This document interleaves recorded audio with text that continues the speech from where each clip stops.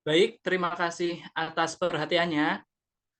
Zaskia Gotik beli gedondong di Surabaya, Ibu Nindya, serta teman-teman yang ganteng dan cantik-cantik, jawab dong salam dari saya. Assalamualaikum warahmatullahi wabarakatuh. Di sini kami kelompok 4 dari mata kuliah Manajemen Strategi, kami akan memaparkan tentang internal eksternal dari matriks. Nah, sebelum kita memulai materi pada hari ini, izinkanlah kami untuk memperkenalkan diri. Yang pertama ada Nur Fatihah Rahmasari dengan NIM akhir 063. Yang kedua ada saya sendiri, Ahmad Yafiz Muhandis dengan NIM akhir 078. Yang ketiga ada Sania Hanun dengan NIM akhir 049. Selanjutnya yang keempat ada Dela Pramisti dengan NIM akhir 042. Dan yang kelima, yaitu ada Rizna Faiza dengan NIM akhir 079.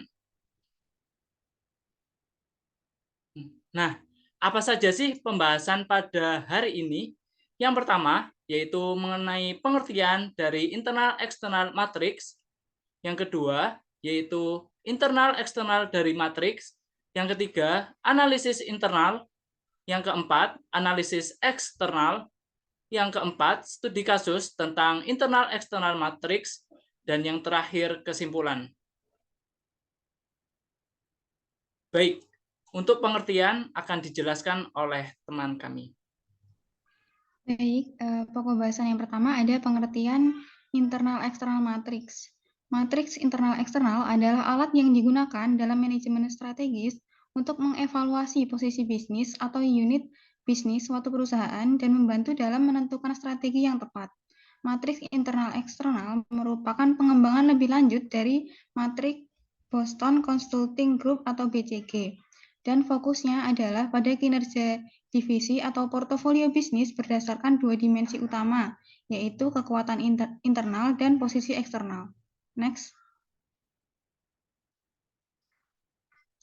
Di sini ada internal eksternal matrix, merupakan hasil pengembangan dari penilaian divisi perusahaan yang telah dilakukan sebelumnya dengan menggunakan matriks EV atau External Factor Evaluation dan IV atau Internal Factor Evaluation.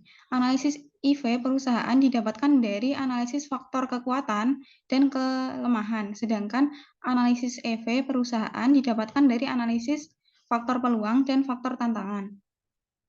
Dari analisis keduanya bisa didapatkan IV dan EV score. Jadi di sini analisis IV dan EV berhubungan dengan analisis SWOT. Untuk contohnya bisa dilihat di titik kuning di gambar perusahaan memiliki skor IV sebesar 3,1 dan skor EV-nya sebesar 2,5 sehingga masuk ke dalam wilayah 1 serta kuadran 4. Next.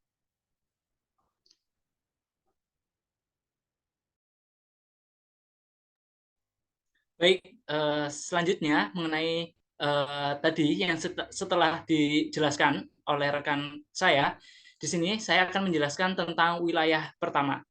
Bisa dilihat, yaitu paling atas sebelah kiri, bahwasanya wilayah 1 ini merupakan wilayah yang meliputi kuadran 1, 2, dan 4.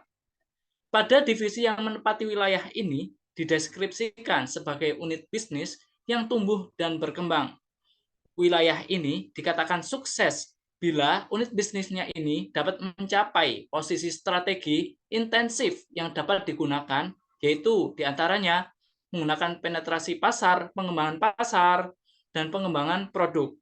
Kemudian, untuk strategi integrasi yang dapat dilakukan, yaitu menggunakan forward integration, backward integration, dan horizontal integration, yang merupakan strategi terbaik untuk divisi yang berada pada posisi wilayah 1, sebagaimana gambar di kanan, yaitu tulisan 1 di atas paling kiri.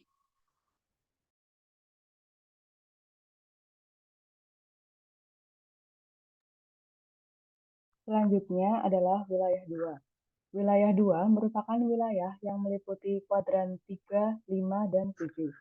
Divisi yang menempati wilayah ini dideskripsikan sebagai unit bisnis yang sedang bertahan dan memelihara bisnis yang sedang berjalan saat ini. Strategi yang cocok untuk divisi seperti ini adalah penetrasi pasar dan pengembangan produk. Next. Untuk wilayah 3 sendiri merupakan wilayah yang meliputi kuadran 6, 8, dan 9. Divisi yang menempati wilayah ini dideskripsikan sebagai unit bisnis yang sedang berusaha memanen seluruh keuntungan yang dimiliki dan hendak melepaskan bisnis tersebut.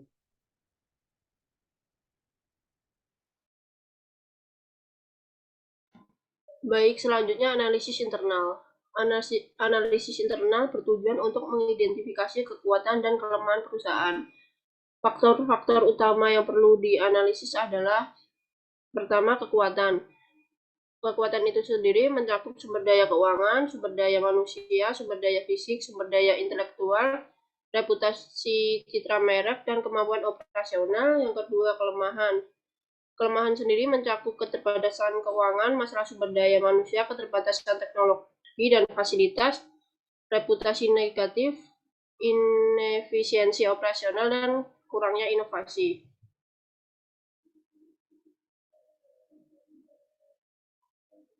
Selanjutnya yaitu analisis eksternal.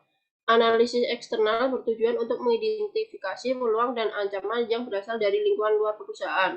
Faktor-faktor eksternal ini mencakup aspek-aspek yang berada di luar kendali langsung perusahaan, namun memiliki dampak signifikan terhadap kinerja dan strategi perusahaan. Faktor-faktor yang perlu dianalisis antara lain yaitu yang pertama, peluang. Peluang merupakan kondisi eksternal yang jika dimanfaatkan dengan baik dapat membantu perusahaan dalam mencapai tujuannya. Beberapa faktor peluang yang perlu dipertimbangkan meliputi perkembangan pasar, kemajuan teknologi, kebijakan dan regulasi, tren sosial dan demografi, kondisi ekonomi, serta globalisasi. Yang kedua yaitu ancaman. Ancaman sendiri merupakan kondisi eksternal yang dapat menghambat pencapaian tujuan perusahaan atau menurunkan kinerjanya. Faktor-faktor ancaman yang perlu dipertimbangkan antara lain yaitu persaingan, perubahan teknologi, perubahan regulasi, kondisi ekonomi, perubahan sosial dan demografi, serta isu lingkungan.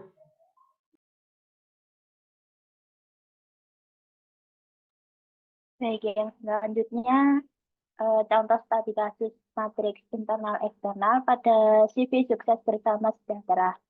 Berdasarkan penelitian yang dilakukan oleh Hernando Hermawanto yang berjudul Analisis Strategi Bisnis pada CV Sukses Bersama Sejahtera, dari hasil analisis EFE dan analisis IFE, matriks EFE CV Sukses Bersama Sejahtera memiliki total 3,019, sementara matriks IFE CV Sukses Bersama Sejahtera memiliki skor total 2,676. Berdasarkan pada matriks IE, posisi CV Sukses Bersama saat ini berada pada kuadran 2 di wilayah 1, yang berarti perusahaan dalam posisi tumbuh dan membangun atau growth and good. Next.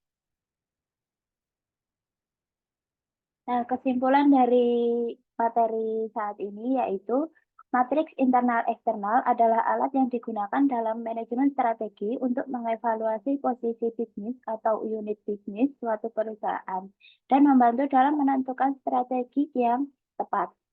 Matriks internal eksternal merupakan hasil pengembangan dari penilaian divisi-divisi perusahaan yang telah dilakukan sebelumnya dengan menggunakan matriks EFE dan IFE. Analisis internal digunakan untuk mengidentifikasi kekuatan dan kelemahan perusahaan, serta sementara analisis eksternal digunakan untuk mengidentifikasi peluang dan ancaman yang berada di luar lingkungan perusahaan.